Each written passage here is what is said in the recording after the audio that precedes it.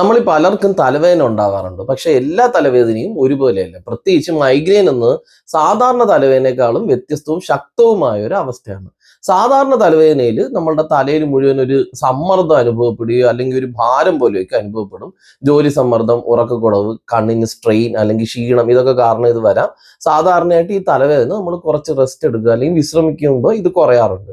Migraine തലവേദന എന്ന് പറയുന്നത് സാധാരണയായിട്ട് തലയുടെ ഒരു ഭാഗത്താണ് വരുന്നത്. താളം പിടിക്കുന്ന പോലെ ശക്തമായ ഒരു വേദനയായിട്ട് അനുഭവപ്പെടും. ഇതോടൊപ്പം നമുക്ക് വെളിച്ചത്തോടും ശബ്ദത്തോടും ഒക്കെ ഒരു അസഹിഷ്ണുത, ഛർദ്ദിക്കുക അല്ലെങ്കിൽ ഛർദ്ദിക്കുന്ന പോലെ തോന്നുക, കണ്ണിന് മുമ്പിൽ വെളിച്ചം വരുന്ന പോലെയൊക്കെ തോന്നുക, അല്ലെങ്കിൽ ഓറ പോലുള്ള സംഭവങ്ങളൊക്കെ ഉണ്ടാകാം.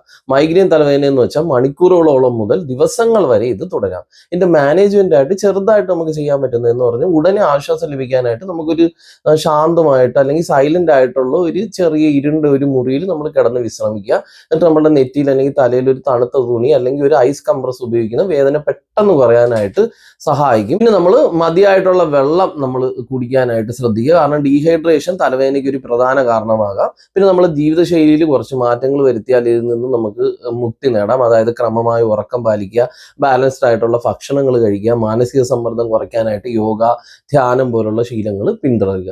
തലവേദന ആവർത്തിച്ചുണ്ടാവുകയോ അല്ലെങ്കിൽ കൂടുതൽ ശക്തമാവുകയോ ചെയ്തു കഴിഞ്ഞാൽ ഡോക്ടറുടെ ഉപദേശം തേടുന്നത് നിർബന്ധമാണ്.